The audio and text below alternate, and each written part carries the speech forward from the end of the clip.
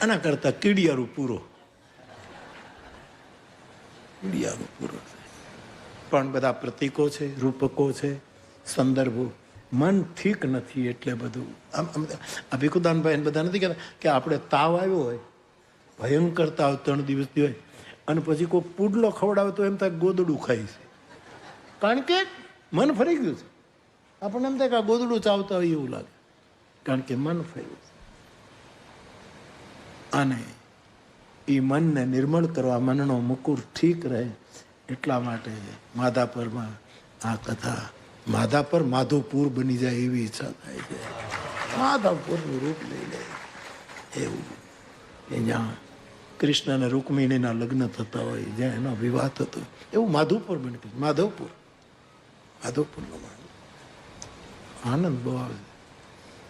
ધર્મેશ, છોકરા તે સારું કામ કર્યું બેટા. હો, તારા મા બાપને, તારી પેઢીઓને ધન્યવાદ છે. છોકરાઓ કેવા જોવાની કેવા કામ. નહીં તો અત્યારે તો એને ક્લબમાં જવાનું હોય, કથામાં થોડું આવવાનું હોય. આ ક્લબો મૂકીને કથામાં આવે છે. એ કેટલું ભગવત કૃપા. પણ જે અભાગી છે એ નથી આવી શકતા, એ ખોટા અર્થો કરે. એ બધું વિચાર. બાપ તો થોડુંક મનના દર્પણ વિશે જે કંઈ ગુરુ કૃપાથી સમજાયું એ તમારી સામે સંવાદના રૂપમાં મૂક્યું. હવે કથાને થોડોક આગળ લઈ જાઉં એના પહેલા આટલી સંખ્યામાં આપ સૌ બેઠા છો, ધૂન ચગાવો. ચગાવો ધૂન. હરિબોલ ભાવથી 2-5 મિનિટ સાહેબ. હો,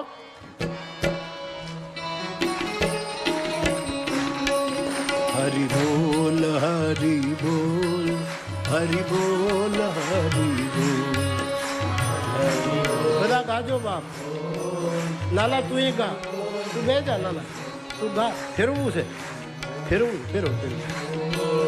હરિ બોલ, હરિ બોલ, હરિ બોલ, હરિ બોલ, હરિ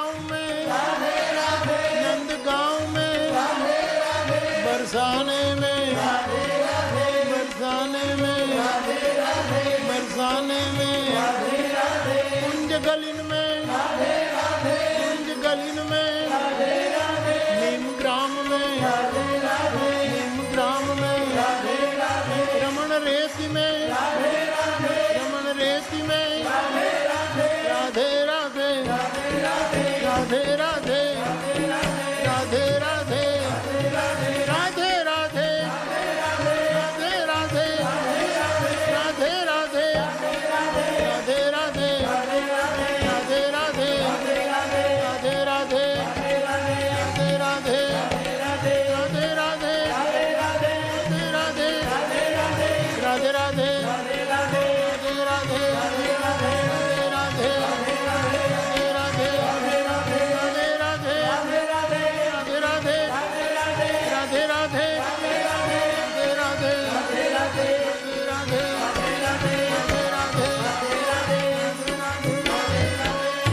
जय जय श्री राधे, जय जय श्री राधे, जय जय श्री राधे। हरि बोल, हरि बोल, हरि बोल, हरि बोल, हरि बोल, हरि बोल, हरि बोल, हरि बोल, हरि बोल, हरि बोल, हरि बोल, हरि बोल, हरि बोल, हरि बोल, हरि बोल।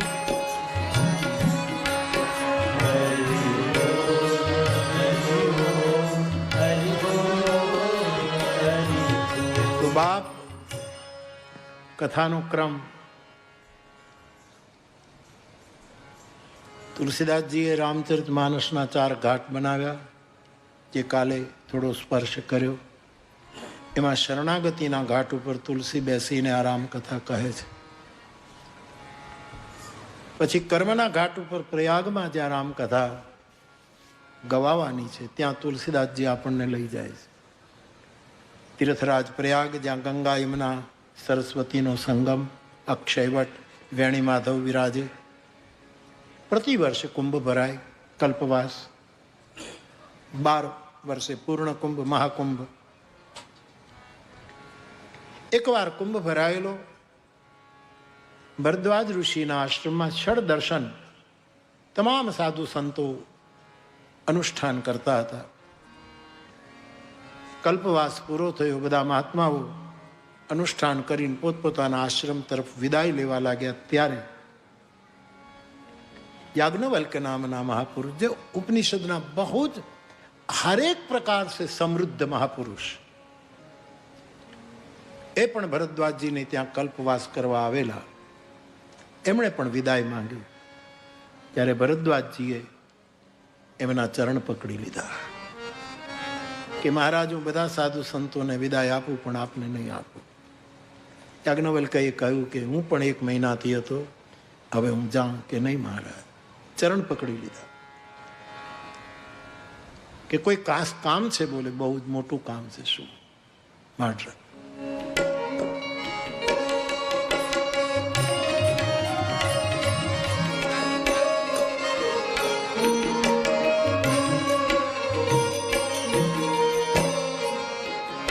नाथ एक संशय बड़ मोरे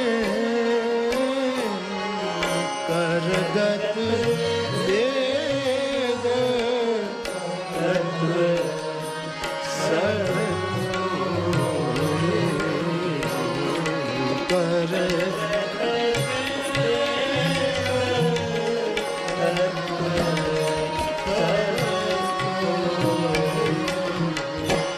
મહારાજ, મારા મનમાં એક બહુ જ મોટો સંશય છે. આપના હાથમાં વેદોના તત્વો, હાથમાં આમળાનું ફળ હોય એવી રીતે છે. તમે ધડ દઈને મને સમજાવી શકશો? અત્યાર સુધી આ મારો સંદેહ પકડીને બેઠો છે. આપને મહારાજ સંદેહ, આપ તો મહાત્મા છો, કેટલું મોટું આપનું નામ છે, વાલ્મીકીજીના આપ આશ્રિત છો. હા બાપજી, પણ મનનો વેમ ગયો નથી. શું કે હું જ્યાં જોઉં છું ત્યાં રામ નામનો અમિત પ્રભાવ છે. જ્યાં જોઈએ ત્યાં રામ નામનો પ્રભાવ છે. સંતો રામ નામ ગાય, પુરાણો રામ નામનું ગાયન કરે, ઉપનિષદ પણ રામ તારકોપનિષદ, એમાં પણ રામ નામનું મહામંત્રનું વર્ણન આવે. તો સંતો, ઉપનિષદો, પુરાણો રામનું નામ ગાય છે. એ રામ કોણ છે? ચાલો સદગ્રંથો તો રામ નામનું લે, પણ સંતત જપત શંભુ અવિનાશી, અવિનાશી શંકર ભગવાન નિરંતર રામ રામ રટે.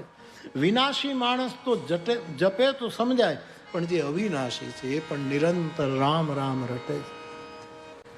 જ્ઞાન ગુણ રાશિ છે શિવજી નામ. તો આ રામ કોણ છે?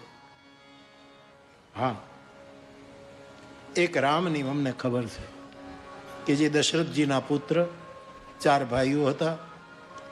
જનકપુરમાં એમનું લગ્ન થયું. રામને રાજગાદી મળવાની હતી, એને બદલે વનમાં જવું પડ્યું.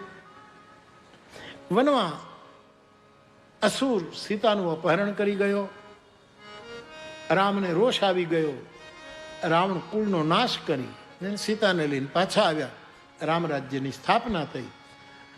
આ ઐતિહાસિક રામની અમને ખબર છે, પણ મારે જાણવું છે કે શિવ જેને જપે, ઉપનિષદ જેનું ગાયન કરે, એ રામ કેવલ ઐતિહાસિક ન હોય, આધ્યાત્મિક હોય. એ રામ કોણ છે? કારણ કે શંકર આદિ જો રામકથા ગાતા હોય, કહેતા હોય, ઉપનિષદો આ લોકો સામાન્ય માણસની કથા ન ગાય.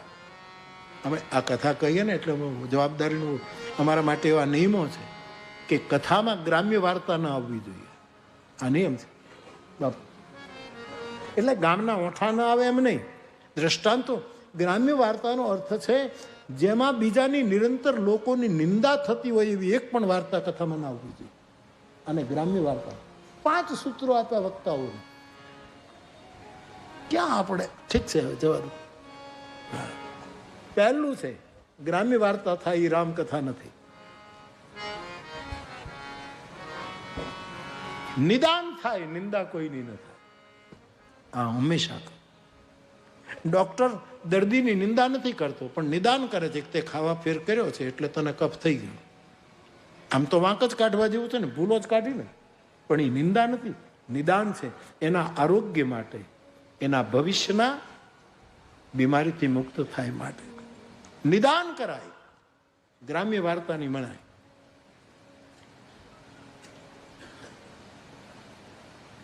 બીજું, ભગવાનની કથા એ છે જે કથા સ્ત્રી પ્રધાન ન હોય, કામ પ્રધાન ન હોય.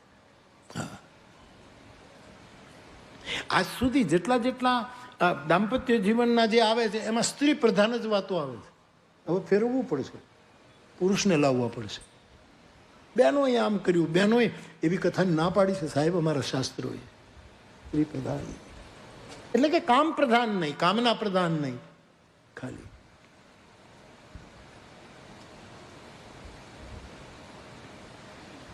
જ્ઞાનેશ્વર મહારાજ તો કહે છે કે કથામાં 2 જ રસ હોવા જોઈએ. છોકરો, આમાં તો 9 રસ જબ તક જોગ બિરાગા એવું લખ્યું છે એટલે 9 રસ છે. પરંતુ જ્ઞાનેશ્વર માઉલી એમ કહે છે કથાના 2 જ રસ, એક શાંત રસ અને બીજો કરુણ રસ. આ સિવાય કથામાં બીજા રસ ના હોય. આવું જ્ઞાનેશ્વર મહારાજની નોંધ છે મરાઠીમાં.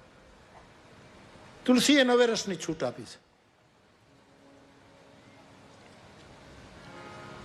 કથા સ્ત્રી પ્રધાન ન હોય. સ્ત્રીને જ દાંટવાનું, સ્ત્રીના જ દાખલા આપવાના, સ્ત્રીનું જ એ કથામાં પ્રતિબંધ છે. નારીનું સન્માન થવું. આમ હળવા મૂડમાં અથવા તો આપણે વિનોદમાં એક વાત જુદી છે. તમે માર્ક કરજો, વર્ષો સુધી જે દ્રષ્ટાંતમાં બહેનો આવતા હોય એ કાઢીને મેં ભાઈઓને ગોઠવી દીધા છે. હા, બેન આમ કહેતા હતા એમ નહીં. બેલેન્સ તો કરવું પડશે. આગળનું જગત માફ નહીં કરે. આવી બધા શરતો, આવા બધા નહીં. કથામાં કોઈ દિવસ વેરીનું વર્ણન ન કરાય. વેરી હોય વેર કર્યા કરે, એને જે કરવું એ કરે, વિરોધ કર્યા કરે, એને એને એને વારંવાર કથામાં લવાય નહીં. એના માટે તો ભજન કરાય કે પ્રભુ એનો સ્વભાવ સુધારવો, એની સંમતિ આવે. વેરીની કથા ન કહેવાય, સ્ત્રીની કથા ન કહેવાય, લોકોની નિંદા ગ્રામ્ય વાર્તા ન કરાય. આ બધા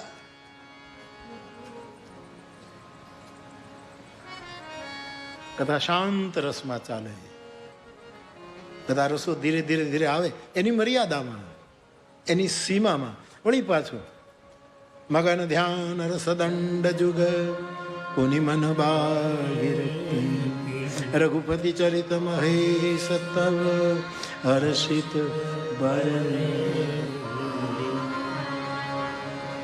બેઠે સો કામ રિપુ કૈસે ધરે શરીર શાંત રસ જૈસે. ખાસ કર કે ભગવત કથા માટે આ બધા નિયમો છે, વ્યાસપીઠો માટે આ નિયમો છે. વેરીઓના વર્ણન ન હોય કથામાં. અર્થનું બહુ વર્ણન, ધનપતિઓના વખાણ ન હોય. એને દુનિયામાં લોકો કહે, પણ જેને જેને ધર્મની કોઈ કામના નથી, ખોટે ખોટા વખાણો શું કામ? હા, એને ધન્યવાદ અપાય કે તમે સારું કામ કર્યું, પછી એના વખાણ ન કરાય. ખાબોચિયાને દરિયો ન કહેવાય. એક નાનું એવું છોકરું નદીએ ગયું હોય, એની માની સાથે કપડાં ધોવાય, બાજુમાં વીરડો હોય ને સાહેબ, હરખો હોય, વીરડાને આમ કરીને હરખું કર્યું, એક નાનું છોકરું ઠેબું મારે ને તો વીરડોને પતાવી દે. એમ નાની નાની વસ્તુમાં ક્ષીણતા ડૂબી જાય. એ વીરડાઓને દરિયા ન કહેવાય સાહેબ. ધનની ચર્ચા ન કરાય. આવા બધા પ્રતિબંધ આ તો અમારા માટે, અમારી સંહિતા છે. ભગવદ વ્યાસપીઠની આ બધી સંહિતા છે. અતિશય ઠઠ્ઠા મશ્કરી ન હોય કથામાં, નહીં, બિલકુલ મના છે. હાસ્યરસ જરૂર હોય, હાસ્ય દેવો ભવ, ક્યાંય મર્યાદા. આદિગુ બાપુ, ભરત બાપુ, આ બધા વિદ્વાનો છે, એ જ્યારે બોલે ત્યારે એના એના એના કંઈક રસક્ષતિ ન થાય, મર્યાદા ક્ષતિ ન થાય. દુનિયાને અમારા વ્યાસપીઠ ઉપરથી તમને કંઈક આમાં દાંત કઢાવ્યા કરવા માટે કથા નથી, તમારા દાંત પાડી નાખવા માટે કથા છે, કે જે તમે બીજાને ભટકા ભરો છો ને. તમારી દંત કથા મટાડી અને સંત કથાનું સ્થાપન કરવા માટે આટલી મર્યાદાઓ છે. મર્યાદા એટલા માટે કથા. અને યાજ્ઞવલ્કને જ્યારે પૂછ્યું કે એવા આધ્યાત્મિક રામની અમને કથા, એના બધા જ લક્ષણો લઈ અમારા ચારેય આચાર્યો આવી રીતે કથા કરે. બધા રસોને જરૂર લે. વીર રસ આવે, અદ્ભુત આવે, ભયાનક આવે, હાસ્ય આવે, શૃંગાર આવે, બીભત્સ પણ આવે, આ બધા જ રસો આવે, પરંતુ સમ્યક રૂપે, જેટલું જરૂરી હોય એટલું. મીઠાનો ડબલો 2 કિલો મીઠું હોય તો બધું શાકમાં ન નાખી દેવાય સાહેબ. ના ના, ઘણું છે એમાં. હું આપણે હા નાખી દઉં જેટલું મસાલા. આવું અમને અમારા માટે છે, બાકી તો એટલે બહુ ધ્યાન. તુલસીદાસજીએ લખ્યું છે, જે યહી ગાવહી ચરિત્ર સંવારે, જે પોતે પોતાની જાતને જોઈને આને બરાબર ગાશે એ જ આ માન સરોવરના રક્ષકો છે. આ માન સરોવરના એ જેમ આપણે કહીએ ને કે ક્ષેત્રપાલ, કથા ક્ષેત્રના પાલ એના વક્તાઓ છે. ક્ષેત્રપાલ આપણે જ્યાં શબ્દ છે ક્ષેત્રપાલ. આપણે ત્યાં ક્ષેત્ર ઉપરથી ઘણા શબ્દ. એક તો ક્ષેત્ર એટલે આપણું શરીર ક્ષેત્ર. ગીતાના ન્યાય કહું તો શરીર ક્ષેત્ર, એમાં ક્ષેત્રજ્ઞ, આત્મા ક્ષેત્રજ્ઞ છે. કૃષ્ણ આ ક્ષેત્ર અને ક્ષેત્રજ્ઞની વાતો કરે, બરાબર. શરીર ક્ષેત્ર, એમાં આ જાણતલ જે અંદર જોગી બેઠો છે એ ક્ષેત્રજ્ઞ છે, એ બધું જાણે. એને શરીરની ખબર છે અને શરીરની બહારની દુનિયાની પણ, આ બ્રહ્માંડ વપુની પણ એને ખબર છે, આત્માને. આ વિશ્વ જે એક વિગ્રહ છે, એક એની પછી ક્ષેત્રપાલ. ક્ષેત્રપાલ આપણા શરીરનું બુદ્ધિ ક્ષેત્રપાલ છે, કે આ શરીરને વિવેકપૂર્વક કેમ વપરાય. બધી વસ્તુ બધું ખાઈ ન જવાય, ત્યાં બુદ્ધિ ક્ષેત્રપાલ બને.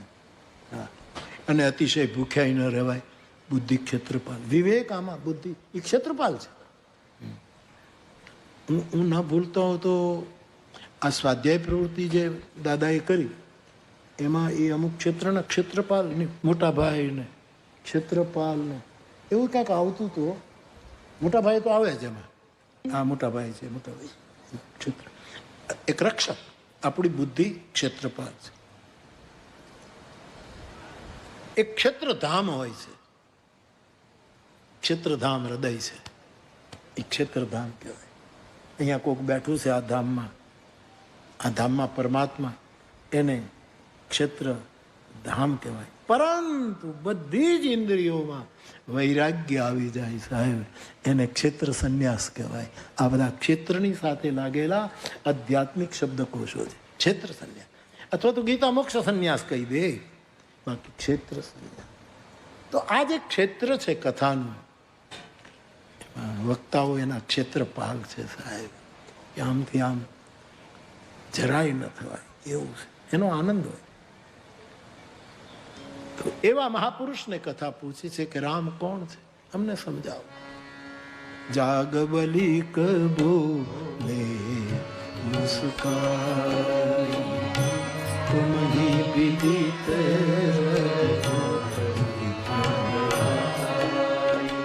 મહાપુરુષ મુસ્કુરાયા, હસ્યા અને કહ્યું કે તમને બધી જ રામની મહિમાનો ખબર છે. આવા પ્રશ્નો કરીને મારી પાસે રામના ગૂઢ રહસ્યો જાણવા માંગો છો, એટલે મૂઢની જેમ પૂછો છો. આપ તો રામના પ્રેમી છો, રામ પદમાં આપનો અતિ અનુરાગ છે. પણ આપના જેવા જિજ્ઞાસુ રામ રસિક શ્રોતા મળે તો હું રોકાઈ જઈશ, હું કથા કહીશ. અને યાજ્ઞવલ્ક રોકાઈ ગયા. કર્મની પીઠ ઉપર કથાનો આરંભ થાય છે. પ્રયાગ 2 પંક્તિમાં એને રામાયણનો મહિમાનું મહાત્મ્ય કહ્યું કે આ કથા શું છે. 2 પંક્તિ તુલસીદાસજી લખી, પ્રસિદ્ધ પંક્તિ.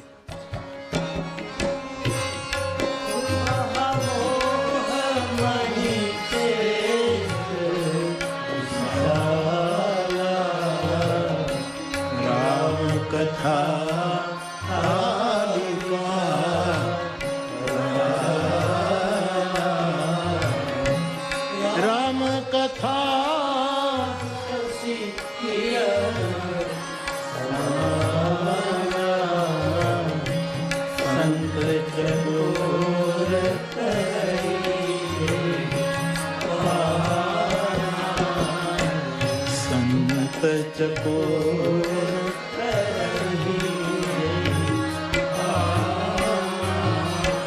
હે ભરદ્વાજજી, રામકથા કરાલ કાલિકા સમાન છે.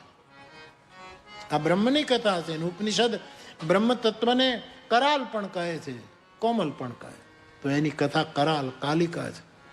મહામોહરૂપી મહિષાસુર રાક્ષસને કથા ગાતા, કથા સાંભળતા એનો આ કથા નાશ કરે છે. અને કોમળ ચંદ્રના કિરણ જેવી કોમળ કથા છે.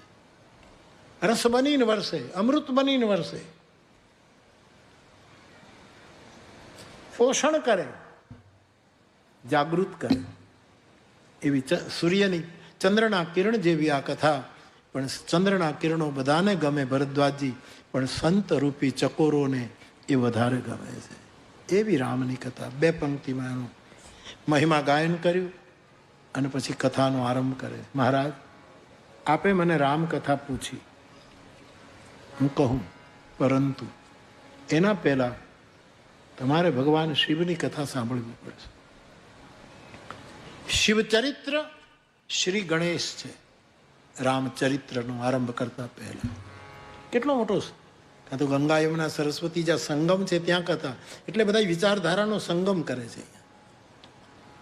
વૈષ્ણવી રામની કથા હું કહું એના પહેલા તમારે શિવની કથા સાંભળવી પડે. આ એકતા સંગમ કરવાનો, સમન્વય કરવાનો. તુલસીના કાળમાં પણ આ વસ્તુ હતી કે રામને માનતા હતા એ શિવનો અપરાધ કરતા હતા, શિવને માનનારા રામ નામથી દૂર ભાગતા હતા. પરિણામે તુલસીને આ લખવું પડ્યું.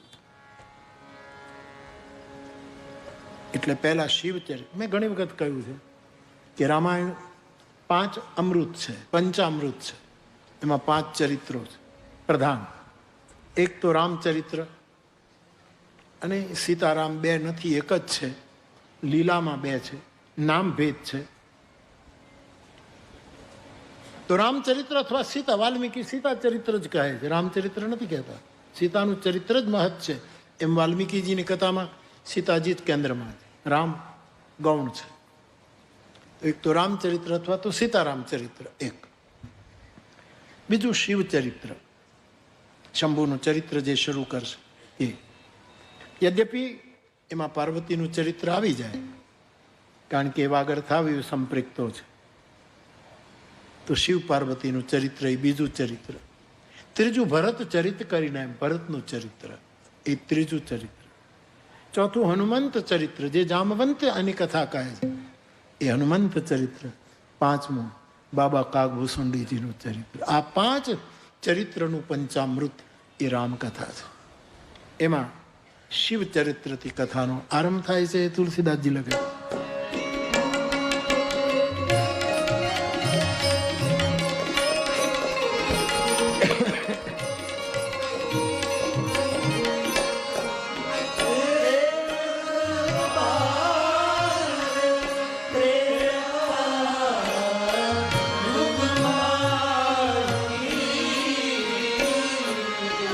શંભુ ગયે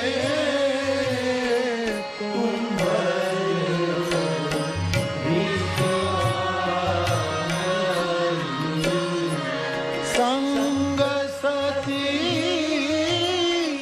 જગ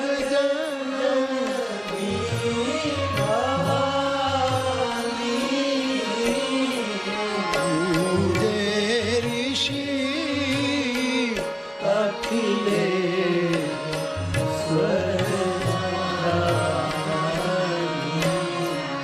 રામ કથા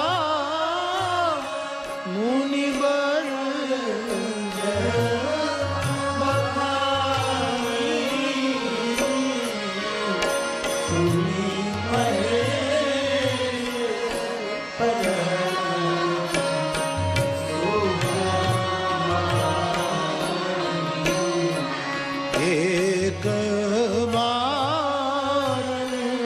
એક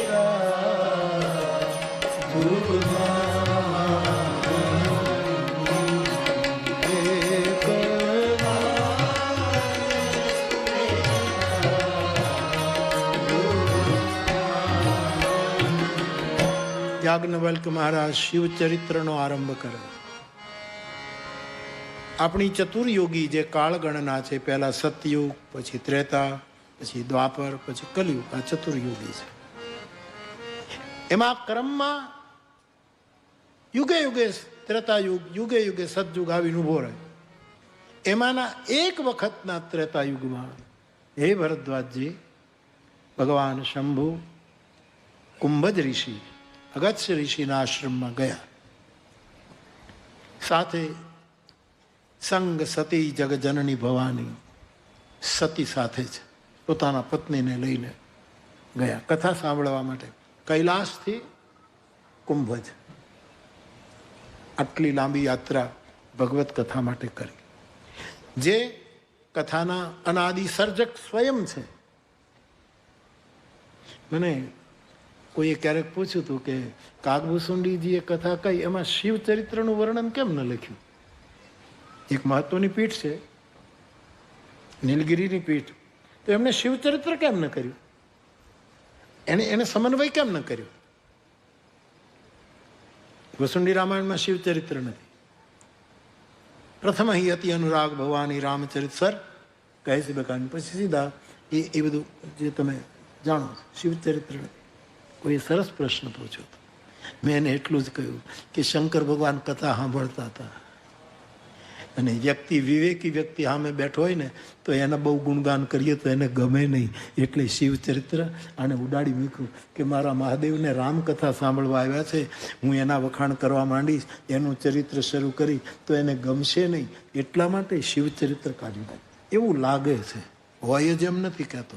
હા, પણ તમને જે ઘોડા ઊભા થાય છે ને એનું મારે થોડુંક ચોકડું છે, એની લગામ છે. તમને જે પ્રશ્નો ઊભા